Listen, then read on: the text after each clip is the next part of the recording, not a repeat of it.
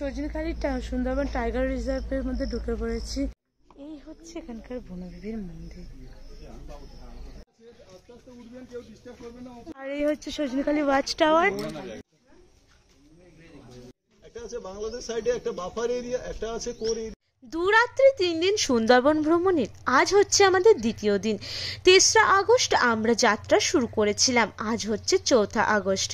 আজকে প্রচুর পরিমাণে ঘোরাঘুরি করব, লঞ্চে থাকবো, কোর অঞ্চলে যাব, বাঘের দেখা পাওয়া যায় নাকি দেখব। তার সাথে থাকবে এখানকার কিছু অথেন্টিক খাবার দাবার, আর থাকছে ইলিশ উৎসবের ইলিশ বিরিয়ানি এবং ইলিশ মাছের বিভিন্ন পদ। চলুন আজকের বিভিন্ন খাওয়া দাওয়া আর ঘোরার জায়গা এক্সপ্লোর করি এই ভিডিওর মাধ্যমে। ভিডিওটা দেখার জন্য অনুরোধ রইল। নমস্কার, আজকে হচ্ছে আগস্ট মাসের 4 তারিখ। আমরা এখন স্টে করেছিলাম পাখিরালয়ে। কালকে লজটা এবং লজের রুমগুলো সব দেখিয়ে দিয়েছি, বেশ ভালোভাবে কেটেছিল। রাতে ডিনার জম্পেশ করে একটা বেশ লম্বা ঘুম দিয়েছি। মোটামুটি 5:30টার মধ্যে উঠে পড়েছিলাম, আসা ছিল 5টার মধ্যে ওঠা। বাট এতটা জার্নি করে 5টার সময় বা 4:30টার সময় উঠবো বলে মানে ভেবে সেটা কোনো মতেই হয় না। তো 5:30টার সময় উঠে কোনো রকমের তাড়াহুড়ো করে 6:30টার মধ্যে রেডি হয়ে গেছি। দাদারা আমাদেরকে কালই বলে দিয়েছিল 6:30টার মধ্যে লঞ্চে উঠতে হবে এবং আমরা যাব এখান থেকে বনের দিকে, মানে সুন্দরবনের গভীর বনের দিকে, এবং সেখানে গিয়ে আমরা যা যা স্পট আছে সেগুলো ঘুরে দেখব আর ঘুরে দেখাবো তোমাদেরকে। তাই তোমাদের কাছে অনুরোধ, ভিডিওটা স্কিপ না করে পুরোটা দেখতে থাকবে। আজকে পুরোটা দিন ঘোরাঘুরি খাওয়া দাওয়া সব নিয়ে থাকছি। বর্ধমান থেকে আমি রাখি, তোমাদের প্রিয় চ্যানেল সৌরভ রাখি ব্লগে।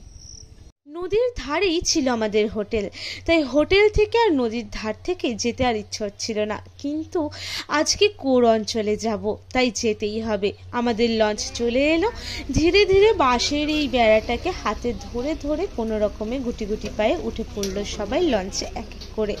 লঞ্চে উঠেই আমরা দেখি আমাদেরকে দিয়ে গেল গরম গরম চা, আর সাথে ছিল বিস্কিট, কিন্তু আমরা বিস্কিটটা অ্যাভয়েড করি সকালবেলায় খালি পেটে চা দিয়ে খাওয়ার জন্য, এবং সবাইকেও সেটাই বলবো।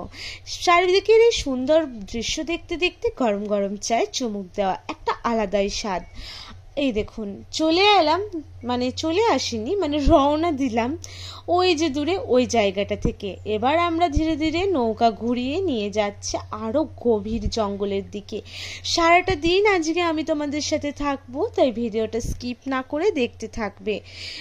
এই যে জায়গাগুলো দেখতে পাচ্ছ, এইখানে কিন্তু হেতাল গাছের বন, আর এখানেই কিন্তু আসে বাঘ। বাঘ দেখার সৌভাগ্য তো হলো না, বাট সজনেখালি ক্যাম্পে ততই চলে গেলাম আমরা চায়ে চুমুক দিতে দিতে। এই হলো সজনেখালি ক্যাম্পের, মানে সজনেখালির বাইরেটার দৃশ্য কিছুটা। চলুন ভিতরে প্রবেশ করি। সুন্দরবন টাইগার রিজার্ভের মধ্যে ঢুকে পড়েছি। এখানে কিছু ডোজ ডমস লেখা আছে, আর এদিক দিয়ে বাঘ দেখতে পান না পান, এই বাঘগুলোকে দেখে আপাতত মনটাকে শান্ত করে যেতে হবে। কিছু এটা হলো এখানকার মা বনবিবির মন্দির।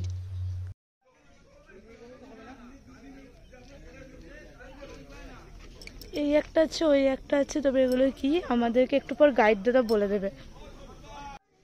এগুলো কিন্তু অরিজিনাল কচ্ছপ নয়, তবে দূর থেকে দেখে মনে হয় পুরো অরিজিনাল কচ্ছপ, খুব সুন্দর লাগছে দেখতে।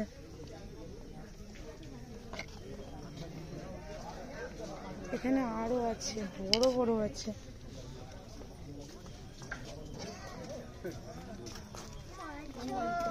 ইনি হচ্ছে আমাদের গাইড, ইনি সারাদিন আমাদের সঙ্গে থাকবে। সুন্দরবন সম্বন্ধে যাবতীয় তথ্য ইনি আপনাদের কাছে দিতে থাকবেন। যদি কিছু জানার থাকে আপনাদের ওনার কাছে জিজ্ঞাসা করবেন, বাকি পুরো সুন্দরবনটা উনি আমাদেরকে ঘুরাবেন। সবাইকে নমস্কার। তো আমার নাম Animesh Mridha, eco tourism guide Sundarban tiger reserve পক্ষ থেকে আমি সারাদিন আপনাদের সঙ্গেই থাকবো। তো আমরা এখন যেখানটায় আছি এটা সজনেখালি। এখানে কিছু কচ্ছপ আছে, দেখেছেন হয়তো এই পুকুরটার মধ্যে কিছু কচ্ছপ আছে, দেখা যাচ্ছে মাথা বের করে দেয়। এরপরে আমরা সজনেখালি একটা গেটের দিকে প্রথমে উঠলাম, ঘাটে উঠে একটা গেটের ভেতরে, তারপর আরো একটা গেটের ভেতরে এবার প্রবেশ করছি। এইখানে কিন্তু ঢুকেই আমাদের দেখা মিলল একটা ছোট্ট কুমিরের।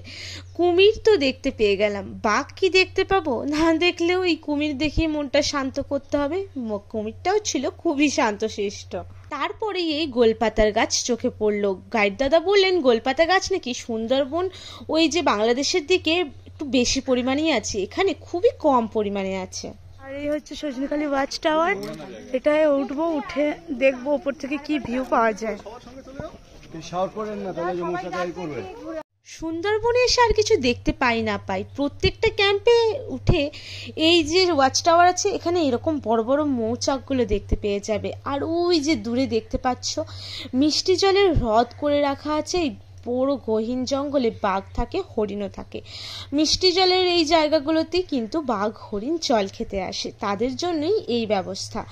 আর এই যে গাইড দাদা এখানে দাঁড়িয়ে এই সুন্দরী গাছ সম্পর্কে একটু বিশদে বিবরণ দিয়ে দিচ্ছিলেন, সেইটা আমরা একটুখানি শুনে নিয়েছিলাম। তারপর গাইড দাদা আরো একটু মানচিত্রের সাহায্যে বলে দিলেন, সেটা একটু তোমাদের শোনাই চলো। আমাদের পাশে এটা হচ্ছে বাংলাদেশ, এখানে একটা বর্ডার আছে রায়মঙ্গল নদী, এর হাফোরসান বাংলাদেশ আর ইন্ডিয়ান। আমরা যেখানে আছি এখন সজনেখালি, এরপরে আমরা জঙ্গলের এই এরিয়াটাই ঘুরবো। এখানে একটা যাবো আমরা দোবাঁকি বলে জায়গা, এখানে একটা ক্যানোপি ওয়াক আছে, 1/2 কিলোমিটার জঙ্গলের মধ্যে দিয়ে ব্রিজের মতো রাস্তা, ওই রাস্তা দিয়ে আমরা ঘুরতে পারবো। আর একটা আছে সুধন্যখালির রাস্তা, এখান দিয়ে কাছাকাছি। এখান থেকে তোমরা যে ট্যুর এজেন্সি থেকেই আসো না কেন, প্রত্যেককে দ্বিতীয় দিন থেকে তৃতীয় দিন অবধি, মানে 2 দিন অবধি একটা করে কিন্তু এরকম গাইড দাদাকে দিয়ে দেয়। তো গাইড দাদার কাছ থেকে সব কিছুই জানতে পারবে, দুঃখ করার কোনো কিছুই নেই। আমি আর পুরোটা দিতে গেলাম না, দিলে পুরো অনেক বড় হয়ে যাবে। যাই হোক, ঘোরাঘুরি করে এসে খিদেও পেয়েছিল, দেখলাম এরকম নানপুরি দিয়েছে, তার সাথে দিয়েছে চানার তরকারি, আর এখানে ছিল মিষ্টি। একটা করে আমি আমার বরেরটা তুলে নিয়েছিলাম, খুব ভালো লেগেছিল বলে বেশ অ্যাশ করে খাওয়া দাওয়া হলো। এই ঘোরাঘুরির পর এইরকম একটা যদি সকালের ব্রেকফাস্ট হয় একটু অন্যরকমই লাগে। নিজেও খেলাম, বরকেও খাওয়ালাম। অবশ্য বর পেট খারাপ থাকার কারণে ও একটু মুড়ি খেয়ে নিয়েছিল। লাঞ্চে কিন্তু সব কিছুরই ব্যবস্থা আছে। খাওয়া দাওয়া করেই চলে এলাম আবার দোবাঁকি ক্যাম্পে। এখানে কি কি আছে চলো এগিয়ে গিয়ে দেখাই তোমাদের, আর তোমরাও দেখতে থাকো। এখানটা বেশ খানিকটা হাঁটতে হয়, একটুখানি এগিয়ে গিয়ে একটা নর্মাল ক্যানোপি ওয়াক আছে, বললেন 1/2 কিলোমিটারের মতন হাঁটতে হবে। ওই দূরে একটা হরিণ দেখতে পেলাম, ক্যাপচার করার চেষ্টা করছি, জানি না তোমরা কতটা দেখতে পারবে, বাট খালি চোখে খুবই ভালোভাবে দেখা যাচ্ছে, দেখে খুব আনন্দও পেলাম। হরিণ তো দেখালাম এবং তোমাদেরকে জুম করে দেখানোর চেষ্টা করলাম, জানি না কতটা কি দেখা যাবে, তবে ভালো চোখে মানে খোলা চোখে তো ভালোভাবে দেখতে পারলাম। এখানে একটা বনদেবীর মন্দির আছে, মা বনদেবীরকে প্রণাম করে এবার এগিয়ে চলি। আগে আগে দেখি আর কি কি দেখতে পাই। কুমির দেখা হয়ে গেল, ওই দিক দিয়ে হরিণও দেখা হলো এখানে এসে। বাঘের এবার মানে বাঘ দেখাটাই বাকি, কিন্তু কাছিম তো ওখানে দেখতে পাইনি। এতটাই ভাগ্যটা খারাপ যে ভাবলাম প্রচুর বৃষ্টি হবে, তার জন্য একবার ভেবেছিলাম যে নেবো না আমাদের গোপ্রোটা, আবার ভাবলাম নেবো গোপ্রোটা। তারপর শেষমেশ গোপ্রোটা যখন নেবো ঠিক করলাম, ঠিক সেই সময়ই মানে বৃষ্টি, আমাদের ওখানে তো প্রচুর ধারে বৃষ্টি হচ্ছে, চারপাশে জমে গেছে একদম বৃষ্টিতে জল। তো সেই সব পরিস্থিতি থেকে আমি গোপ্রোটা না নেওয়ারই চেষ্টা করলাম, কারণ প্রচুর কষ্ট করে টাকা জমিয়ে কিনতে হয়েছে, শখের জিনিস, শখের দাম লাখ টাকা, সেটাকে বাঁচিয়ে রাখতে হবে। একটা ভিডিও করার জন্য তো আমি সেটা বন্ধ করে দিতে মানে সেটাকে নষ্ট করে দিতে পারি না, তার জন্য আনলাম না। আবার ফোনেতে যে ভিডিও করবো, আমি ফোনেই ভিডিও করছি এখন, তাই প্রচণ্ড কেঁপে যাচ্ছে, ভিডিওগুলো ভালো করে করতে পারছি না। কিন্তু ফোনেতে যে আমি এই বাবাই এদিকে, কিন্তু আমি যে মাইকটা নিয়ে আসবো বা স্পিকারটা, বাড়িতে দুটো স্পিকার পড়ে আছে, একটা স্পিকার আনতে পারিনি। এতটা ভয়েসটা ক্লিয়ার তো আসছে না, প্রচণ্ড খারাপ আসছে, তার উপর গলাটা ঠান্ডায় ভেঙে গেছে, জানি না কতটা কি দিতে পারছি। বাকিটুকু আমি বাড়ি থেকে আলাদা করে ভয়েসে বলে দেবো, যে জায়গাগুলো একেবারেই খারাপ আসছে চেষ্টা করবো ভালোভাবে দিয়ে দেওয়ার। বলতে বলতে এইখানে একটা ওয়াচ টাওয়ার আছে, হ্যাঁ উপরতলাটাও একটা রয়েছে, এটা ওপর দিয়ে ওঠে, আর এইটা একটা মানে পুরো জঙ্গলটাই ওয়াচ টাওয়ার থেকে দেখা যায়। আর ওই দিকটা মানে হরিণটা ছিল, ওই দিক দিয়ে আমরা হেঁটে হেঁটে এলাম। আর এই দিকগুলো সাধারণত হরিণের জল খেতে আসে, যে ওই যে জলের জায়গার মতন করা রয়েছে, ওগুলো তো হরিণের জল খেতে আসে। এখানে প্রাণীদের জন্য কিছু কিছু জায়গায় এরকম করে দেওয়া আছে মিষ্টি জলের জন্য, যাতে তারা পান করে বেঁচে থাকতে পারে। আর এই চলে যাচ্ছে ক্যানোপি ওয়াক, 1/2 কিলোমিটার মতন বললো, 1 কিলোমিটার হলেও কোনো সমস্যা নেই, হেঁটে দেখে আসি। ওয়াচ টাওয়ারটা থেকে নেমেই একেবারে সোজা, মানে এটা হচ্ছে দোবাকি ক্যাম্প। তো দোবাকি ক্যাম্পে আমরা প্রবেশ করেছিলাম এবং ভেতরে ঢুকে হরিণটা তো দেখলাম। সোজা একদম এগিয়ে চলে আসতে হবে, তারপরে একটা ওয়াচ টাওয়ার আছে ফার্স্টে পড়বে। ওয়াচ টাওয়ারটা দেখে নিয়ে একদম ওই রেলিং ধরে এগিয়ে যেতে হবে। আর আমরা দুজন মিয়া বিবিতে মিলে হেঁটে যাচ্ছি একদম একটা একটা রুটের দিকে। তবে হ্যাঁ, এই জায়গাটায় প্রচুর হনুমান টনুমান থাকে, তবে এই সময়টাই নেই মনে হয়। এখানে জোয়ার আসার কারণে বা জল বেড়ে যাওয়ার কারণে হতে পারে। জল থাকলে তো প্রাণীরা থাকবে না। আর সব কিছুই জ্ঞান পেয়ে গেলাম আমাদের যে গাইডের দাদা আছে তার কাছ থেকে। আর যদি কোনো সমস্যা হয় তোমরা যে মানে যার সাথেই আসবে না কেন, মানে যাদের সাথে আসছো বা যে লঞ্চে করে যে বোটে করে আসছো, তাদের কাছ থেকে কিন্তু একটা করে এরকম গাইডার পেয়ে যাবে, কোনো অসুবিধা হবে না তাদের কাছ থেকে। সোজা চলে গেছে রাস্তাটা ওই সামনেটা থেকে, এদিকে বাঁদিকে ঘুরে যেতে হবে।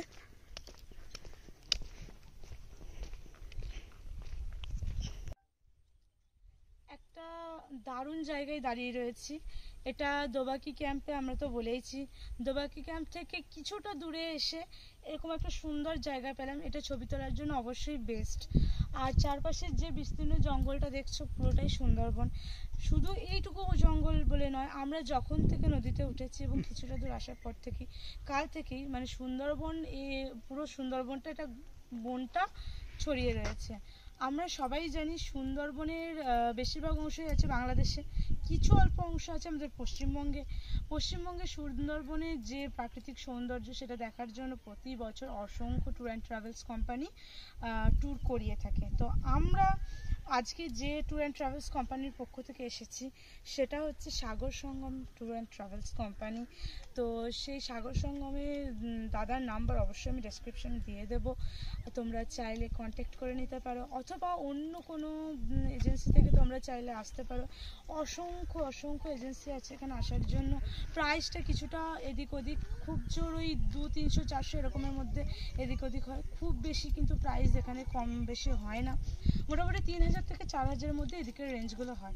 আমরা এসেছি 3500 টাকার একটা প্যাকেজে পার পার্সন, আর একটা রুমে 4 জন করে দিয়েছে। রুম বেশ ভালো, তোমাদেরকে দেখিয়ে দিয়েছি। থাকা খাওয়া সকাল থেকে শুরু করে রাত অবধি খুব ভালো। আরও অনেক কিছু আছে যেগুলো আমি এগিয়ে গিয়ে দেখাবো। বাঙালি জাত দেখো, এখানে মনে হয় বাঘকে রেড ফুল খেতে দিয়েছে, যেখানে যাবে সেখানটাই নোংরা করে আসে, মানে যেখানে খায় সেখানে হাগে বলে না, সেই হচ্ছে ব্যাপার। যাই হোক, লঞ্চে উঠতে না উঠতে আবার আমাদেরকে দিয়ে গেল গরম গরম চিংড়ি মাছের পকোড়া। চিংড়ি মাছগুলো গোটা গোটা এভাবে পকোড়া করে ভাজা, তারপরে দিয়ে গেল আমাদেরকে।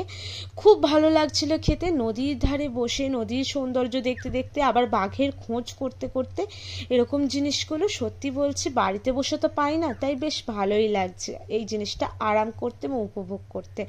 বলতে বলতে আবার চলে এলাম আরো একটা জায়গায়, চলো দেখি। সুদর্ণখালি, হ্যাঁ এখানটা লিখে দিলে কালকে ধানে যা বড় বড় সুদর্ণ খালি লেখা থাকে।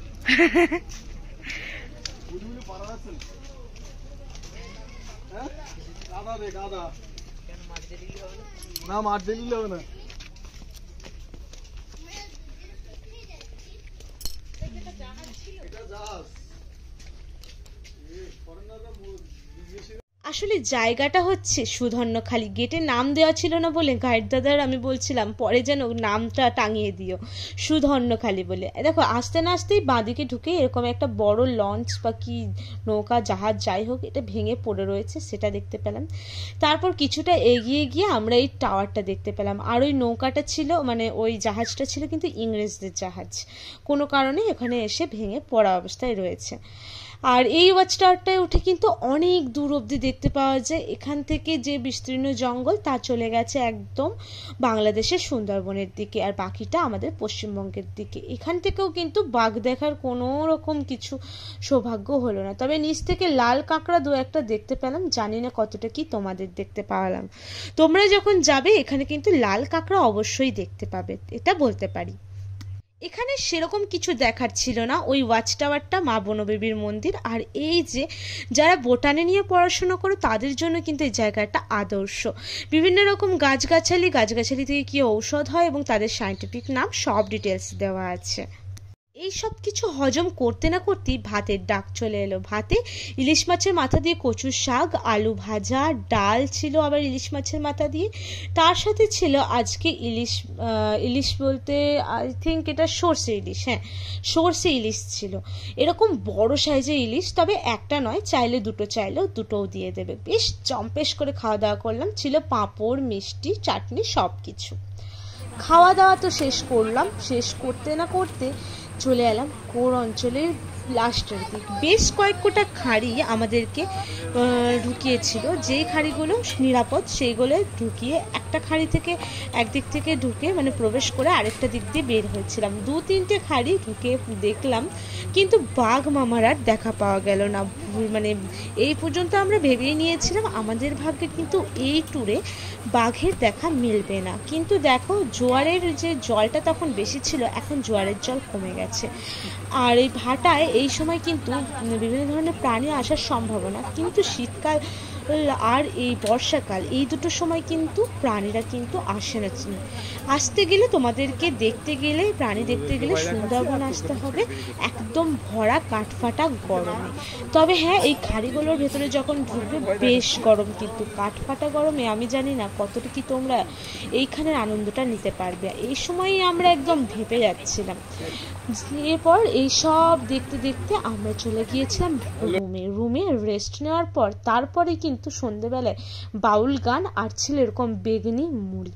একটা বেগনি নয়, চাইলে আরো 2-3টে বেগনি দিয়ে দিচ্ছিল, মুড়িও চাইলে পাচ্ছিলে, মানে সব জিনিসই তোমরা চাইলে পেয়ে যাবে। এই সব কিছু হজম করতে করতে বেশ সময় লাগছিল বটে, তবে হ্যাঁ সময়ের কাছাকাছি খাবার দাবার চলে আসছিল।